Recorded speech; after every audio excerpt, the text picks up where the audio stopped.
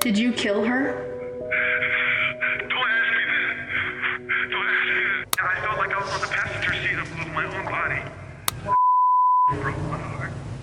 And to see her kissing Ray on my couch, with his feet on my table, with my holding.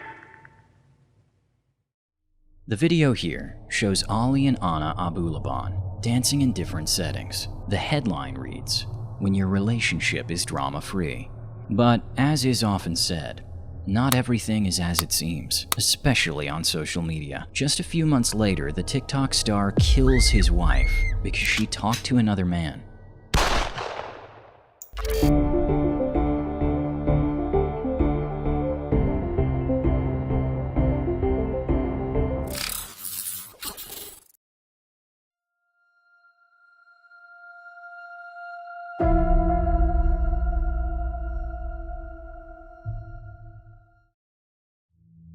Ali Abulaban, known on TikTok as Jin Kid, has more than 900,000 followers on the platform.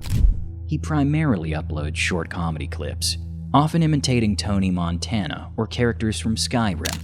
Occasionally, his 29-year-old wife Anna Abulaban appeared in the videos. Although wife might no longer be the most accurate term. While the two were still legally married, sources close to the couple reported that they were no longer living together.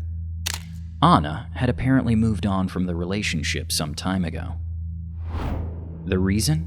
Allegedly domestic violence, and claims that Ali Abulaban had cheated on her with several women.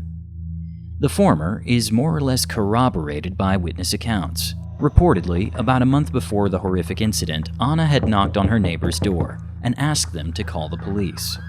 Anna allegedly told them that Ali had hit her. She couldn't call the police herself because Ali had confiscated her phone and refused to give it back, likely because he feared she would do exactly what she asked the neighbors to do. It later came to light that the police had been called to their home multiple times. In total, there were 9 calls. It's unclear how often officers actually responded, but Ali was known to authorities. Still, he was neither arrested nor interrogated. Why not? That remains unsolved.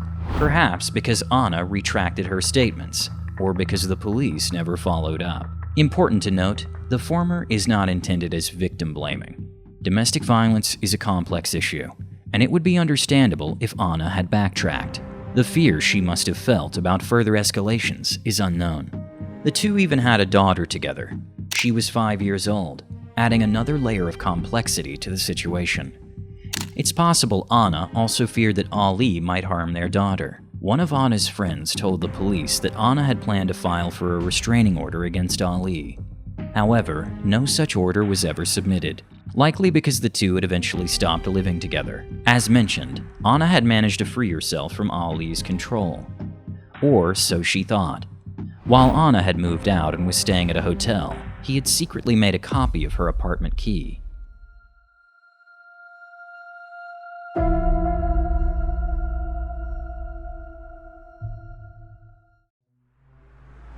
On October 21, 2021, Anna left her apartment.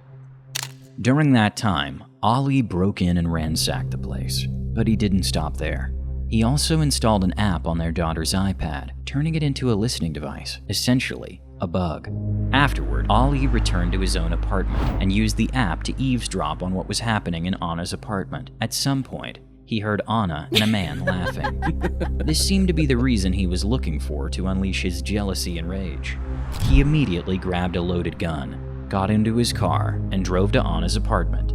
Using the key he had secretly copied, he entered the apartment. Inside, he found his wife sitting on the couch, with a man who had his arm around her. This was apparently the breaking point. Ali fired 4 shots. 3 hit the man, in the forehead, cheek, and neck. The final shot was aimed at Anna. Both died instantly. At 3:10 a.m., Ali called the police himself, but not to confess. Instead, he claimed to have found the two dead in the living room. When police instructed him to stay at the scene, Ali said he had something to take care of and left the apartment. He left the apartment, drove to his daughter's school, and picked her up. Meanwhile, the police arrived at Anna's apartment and discovered the bodies of Ana Abulaban and 29-year-old Rayburn Barron. Investigators quickly determined that Ali Abulaban was responsible for the crime and immediately launched a manhunt.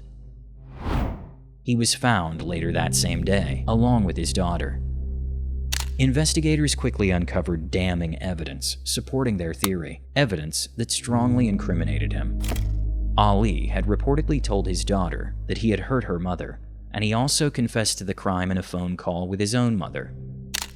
During his initial interrogation at the police station, Ali admitted to the killings. However, he later changed his story. From that point on, he claimed that the two were already dead when he arrived at the scene, and stuck to this version of events from this point on. The evidence, however, was undeniable. Ali Abulaban was eventually charged with the murders of Ana Abulaban and Rayburn Barron.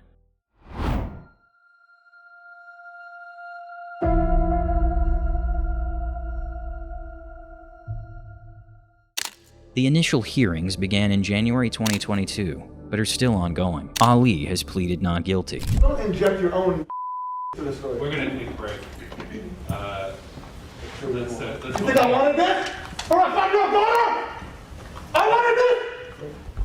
Who the are you? Mr. Bulba, Her? Mr. Bulba, I need you to stop. My life is destroyed. Mr. Bulba, I need you to stop. I created this. Mr. Bulba, I need you to stop.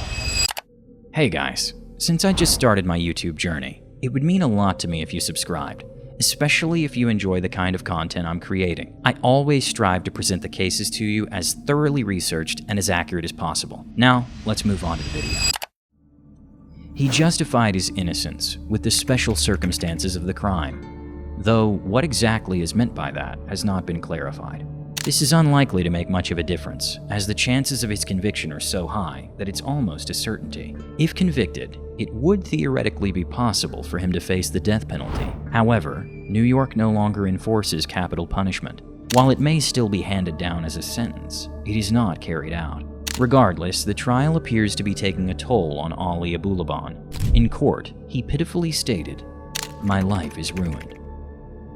It's hard to imagine a more narcissistic response. The judge has already issued a restraining order prohibiting Ali from contacting his daughter. The child will now live with family members far away from Ali. Feel free to leave a comment if I've left out any important information. Otherwise, stay tuned for the story of what might be the oldest murderer ever. A grandma that killed 15 people in the most unbelievable way. Stay safe